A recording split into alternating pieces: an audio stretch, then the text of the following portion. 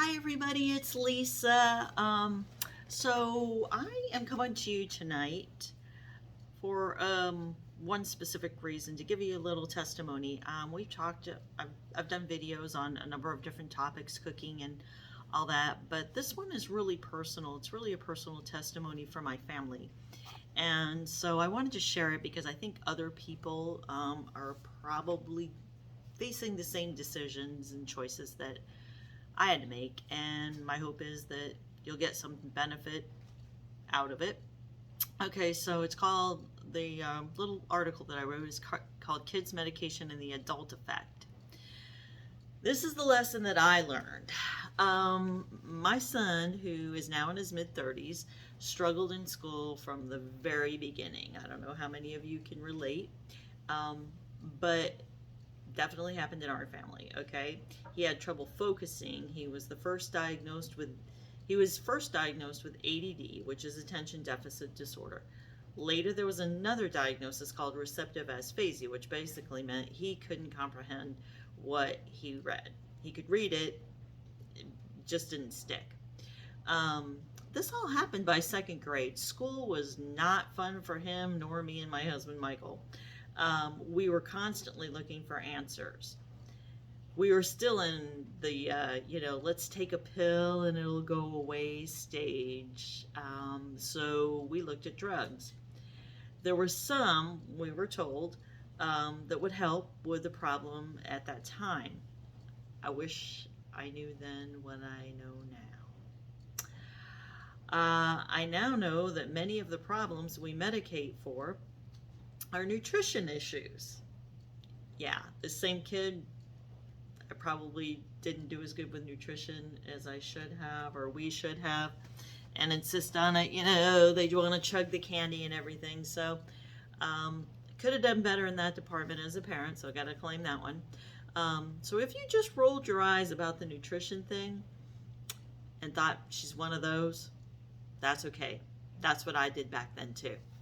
As a result of not checking all the solutions, my son paid the price. You see, as he got to be a teenager, anxiety took over big time. He couldn't stop the thoughts that were in his head. They really bothered him.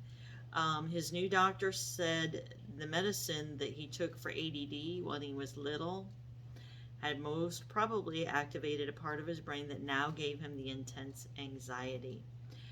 Well, I had learned a few things about medicine and side effects, and I was not happy when he went into medication. But we let him make that decision. And it took 6 or 7 years, and he got himself off the prescription medication again. This time, though, he was doing well, but then he was given anesthesia for a tooth removal, and that set it off again, like really, really intense. So this was early 2020, and things were starting to shut down. Getting into the doctor was not easy. Fortunately, my husband Michael and I had found some natural solutions, and this time our son was open to trying them. I think it was out of desperation, but hey, he tried, thank the Lord. Okay, I get a lot of questions about CBD, and there are many different types of CBD out there. The kind we recommended for our son has no THCs in it. And the reason we recommend that is obviously if you don't need the THCs, like if you don't need a drug, you shouldn't take it. Well, same thing applies here. You really don't. You can get other effects without having the THCs, which is the part that makes you high. And hemp has very little, like 0.03 anyway. It's very little, but still, if you don't need it, why take it? So it's called the hemp CBD isolate. And first he tried an oil under the tongue, and then transdermal patches, which look just like this. And he just puts them on like I do, and goes away and goes in through his skin, and he is almost like a different person. He really loves them, and he does not want to run out. Okay. The anxiety's under control. He has his confidence back. Parents and caregivers face choices of making the best decisions for their children and other family members each day. Sometimes we wish we had done better. I certainly do. If you're facing that choice, I would urge you to look beyond typical drug medicine. Just look at it. It doesn't hurt to look or check. Try. Here are some 3 simple tips that may help solve or severely alter a behavior issue. Diet. Get some good nutrition. Leave out the sugar and the inflaming foods.